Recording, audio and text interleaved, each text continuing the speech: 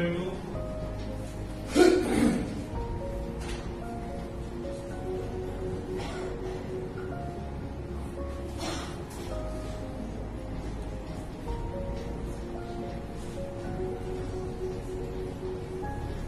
Equation है genius is equal to 99% perspiration plus 1% inspiration. कि एक जीनियस जो होता है उसकी लाइफ में जीनियस होने के लिए क्या चाहिए, 1% इंस्पिरेशन, वो कहीं से भी ले सकते हैं इंस्पिरेशन, और 99% परस्पिरेशन। परस्पिरेशन होता है किसी भी काम के लिए पसीना बहाना, मेहनत करना और परिश्रम करना, हार्ड परस्पिरेशन होता है। तो मैं अपनी स्टोरी स्टार्ट करता हूँ। मैं सुनाने वाला हूँ कालिदास के ऊपर स्टोरी, महाकवि कालिदास। ठीक, कालिदास हमारे संस्कृत लिटरेचर के बहुत बड़े कवि हुए हैं कि उनको उपाधि मिली महाकवि कालिदास। उनको ये उपाधि कैसे मिली, उनकी परस्पिरेशन से, मेहनत से, और 1% इंस्पिरेशन दिखा उनकी लाइफ में। और बताऊं कैसे। तो वो हमने एक स्टोरी और सुनी होगी बचपन में कि एक पेड़ पे आदमी बैठा होता है, वो सेब टहनी को काटता होता है जिसपे वो बैठा होता है। वो स्टोरी किससे रिलेटेड है, रियलिटी में कालिदास से रिलेटेड है। कालिदास स्टार्टिंग में अपनी लाइफ में इतने मूड थे, इतने पागल थे कि जब वो जंगल में लकड़ी काटने जाते थे तो उसी लकड़ी को काट रहे थे कि जिसपे वो बैठे थे। उनको इतना भी आभास नहीं था कि मैं जिस लकड़ी को काट रहा हूँ, टहनी को काट रहा हूँ, उसके ऊपर मैं बैठा हूँ, अगर वो कट जाती है तो मैं भी साथ में नीचे गिरूंगा। तो जिस गांव में वो रहते थे वहीं की राजकुमारी, उसी राज्य की राजकुमारी ने ऐलान किया कि मैं उस व्यक्ति से शादी करूंगी जो मुझे शास्त्रार्थ में हरा सके। शास्त्रार्थ मतलब स्पिरिचुअल जो डिबेट होती है, जो कि शास्त्र के बारे में डिबेट करना आपस में। तो उसने ये बताया कि जो मेरे को शास्त्रार्थ में हरा देगा, मैं उस व्यक्ति से शादी करूंगी।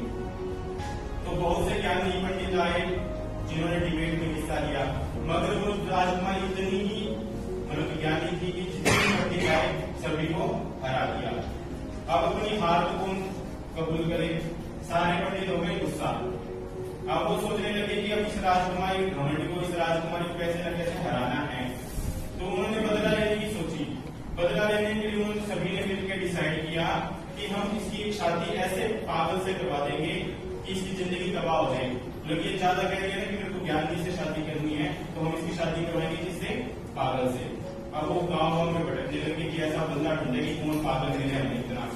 तो वो जंगल में गए तो वही सीन हो रहा था कि कालिदास उसी टहनी को काटे थे जहाँ पे वो बैठे थे। तो उनको लगा कि हम ये बंदा सूट कर रहा है हमारे लड़की के लिए, और मिल गया। तो वो उसको उतार के बोलते हैं तू एक काम कर लो, बिल्कुल चुप रहना तेरे को, मतलब एक वर्ड भी मुंह से नहीं निकालना, हम तेरी शादी करवाएंगे राजकुमारी से। वो तो पागल था, राजी हो गया, हमें तो शादी करनी है। तो उसने क्या किया, पंडितों ने उसको अच्छे बनाए, पगड़ी वगड़ी बांध के उसको ले गए महल में, और राजकुमारी के सामने ले गई।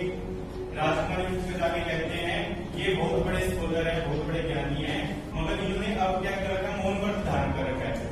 तो ये जितनी भी डिबेट करेंगे ना, मौन रहकर करेंगे, सिर्फ इशारों में करेंगे। राजकुमारी बोले ठीक है, ठीक है, इशारों में कर दूंगी डिबेट। राजकुमारी ने डिबेट स्टार्ट की। राजकुमारी ने क्या किया, सबसे पहले ही उंगली उठाई। अब पागल की सोच रहा है कि क्या कह दिया अब ये, तो उस पागल ने क्या किया, 2 उंगली उठा दी। ठीक है, अब वो सोच रहे हैं कि एक उंगली का मीनिंग है, राजकुमारी को कह रही है एक आंख फोड़ दूंगी। तो वो उसने क्या किया, मैं तेरी दोनों आंखें फोड़ दूंगा। ठीक है, अब पंडितों ने पूछा कि राजकुमारी जी आपका क्वेश्चन क्या था। राजकुमारी कहती है कि मैंने पूछा था कि परमात्मा एक है या अनेक है। तो फिर उसने कैसे उठा दिया, तो लोग पंडित कहते हैं इन्होंने जवाब दिया है कि परमात्मा 2 है, एक साकार है और एक निराकार है, फॉर्म विद फॉर्म है और एक फॉर्मलेस है। ठीक है, अगला क्वेश्चन आता है। अब राजकुमारी ने पूरा हाथ ऐसे उठा दिया, 500 उंगलियां ऊपर और हाथ ऐसे उठा दिया। अब वो कालिदास फिर से सोच में पड़ गया क्या कह रही है। अब उसने सोचा कि ये कह रही होते तो थप्पड़ मारूंगी। ठीक है, अब उसका जवाब क्या दे। अब उसने क्या किया, मुंह के दिखा दी। अब वो सोच के जवाब दे रहा है कि तू मेरे को थप्पड़ मारेगी तो मुंह मारूंगा। ठीक है, अब पंडित ने वापिस क्वेश्चन पूछा कि राजकुमारी आपका क्वेश्चन क्या था। राजकुमारी कहती है मैंने पूछा था कि 5 सेंसेस है जो हमारी ज्ञान इंद्रिय है हमें तंग कर रही है, उसका कब्जा कैसे पाया जाए, उससे छुटकारा कैसे पाया जाए, इस प्रॉब्लम का सोल्यूशन क्या है। तो अब उसने मुट्ठी दिखाई थी। पंडित बोलते हैं इस मुट्ठी का मतलब था कि with the help of mind, मतलब कि हमारे दिमाग की सहायता से हम ज्ञानेंद्रियों और कर्मेंद्रियों के ऊपर कब्जा पा सकते हैं।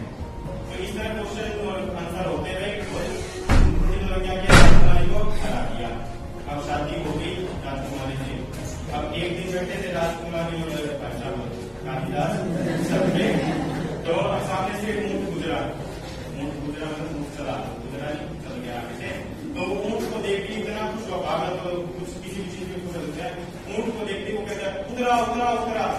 तो पहली बार उस टाइम बोला वो राजकुमारी के सामने। राजकुमारी ने बात सुनी कि ऊंट का नाम किसी ढंग से नहीं ले सकता। तो राजकुमारी को इतना गुस्सा आया कि इतना ऊंट है, ये इतना पागल है कि इसको नाम देना भी नहीं आ रहा सही ढंग से। तो जहां पे वो बैठी थी वहीं से उसने धक्का दिया कि मैं इस पागल के साथ कैसे रहूं। तो वो जैसे ही गिरा ना, तो उसने क्या किया, उसको पता चला कि मेरी बेइज्जती हुई है। तो उसने वहीं पर प्रतिज्ञा ली कि मैं इस बेइज्जती को मेरी मतलब की अच्छे पॉजिटिव वे में यूज करूंगा। तो वहां उसकी 1% जो इंस्पिरेशन थी वहां आ गई, वो 1% इंस्पिरेशन उसने उस सिचुएशन से या उस इंसिडेंट से इंस्पिरेशन ली कि मैं जो भी बेइज्जती हुई है उसका बदला लूंगा या फिर उसको अच्छी तरह यूज करूंगा। उसने क्या किया, मैं अब काशी चला गया। वो मेहनत की, काशी को कहते हैं स्कॉलर्स की सिटी कहते हैं, जो कि ज्ञानियों की नगरी, ठीक है। तो वहां पे जाके उसने खूब मेहनत, ऐसी मेहनत की उसके लिए ना तो कोई बीतता हुआ था ना आने वाला था, मतलब कि आज भी जीता था। खूब मेहनत की उसने कि संस्कृत के ऊपर बहुत ज्यादा मतलब कि बहुत ज्यादा स्कॉलरिटी, मतलब कि बहुत ज्यादा मेहनत करके संस्कृत का ज्ञान प्राप्त किया। अब बहुत वर्षों के बाद वो वापिस उसी राजकुमारी के पास आए। उन्होंने गेट पर नॉक करते हुए कहा, अब वो बंदा हिंदी नहीं बोल रहा, संस्कृत बोल रहा। अब उसने कहा कपाटम द्वारम देही। अब वो बंदी ने, राजकुमारी जो थी, उसने आवाज सुनी अंदर से कि आवाज है कपाटम द्वारम देही। तो आवाज पहचानती है कि उपस्थिति कौन है बाहर। तो उसे पता चलता है कि मेरा पति जो था वो ही बंदा वापिस आया है। तो उसने भी अंदर से जवाब दे दिया, अस्थि कश्चित वाग विशेष है। अब कपाटम द्वारम देही का तो मीनिंग था, my dear wife open the door, मेरी धर्मपत्नी दरवाजा खोलो। तो जैसे उसने कहा तो उसका रिप्लाई आता है अस्थि कश्चित वाग विशेष। अब उसका मीनिंग था कि आपने ऐसे कैसे संस्कृत बोलने और लिखने के ऊपर चातुर्य प्राप्त किया, मतलब इतनी फ्लुएंट संस्कृत कैसे आई आपके। अब उसने क्या किया, उसने 3 वर्ड बोले थे राजकुमारी ने, अस्थि कश्चित वाग विशेष। महाकवि कालिदास इतने फ्लुएंट हो गए थे संस्कृत के ऊपर, उन 3 वर्ड से उसने स्टार्टिंग, मतलब की हर 3 जो एक वर्ड था, हर वर्ड से स्टार्टिंग करते हुए 3 लिटरेचर महाकाव्य लिखे, जिससे उसका नाम प्रसिद्धि हुई। तो मैं ये बताना चाहता हूँ, जब कालिदास वो इतना कवि बन सकता है कि हम उसको महाकवि कालिदास कहें, नाम भी लेते हैं तो महाकवि कालिदास लिखते हैं उनका नाम। तो हमारे अंदर तो खूब माइंड वर्क है, सभी में एक से बढ़कर एक माइंड है, तो हम यूज करके क्यों नहीं कर सकते। बस हमें क्या जरूरत है, इंस्पिरेशन हमें मिलती रहती है, जगह जगह से मिलती है, ठीक है। मोटिवेशन की जरूरत है। मोटिवेशन मैं नहीं सोचता कि सचिन सर और मैम से ज्यादा कहीं मोटिवेशन दे सकते हैं। मैम इतना मोटिवेट करते कि जो कभी बोलता नहीं आगे, वो आगे बोलता है आज। तो मोटिवेटर भी हमारी लाइफ में 2 आएंगी। इंस्पिरेशन के लिए लीगल सर को ले लो कि लीगल सर इंस्पिरेशन है कि लीगल सर आज इस सिचुएशन पे है, तो हम भी आगे जाकर बहुत कुछ कर सकते हैं। और हमें क्या जरूरत है, बस हमारा परस्पिरेशन, मेहनत करने की जरूरत है। सिर्फ 1 साल मेहनत करो, साल के एंड में खूब सफलता है। तो इसी बात के साथ मैं अपने एक शायरी के साथ वाणी को विराम दूंगा। एक मतलब कि आपको समझ आ जाएगा ना, तो ये शायरी आपको समझ आती है तो सक्सेस आपकी है।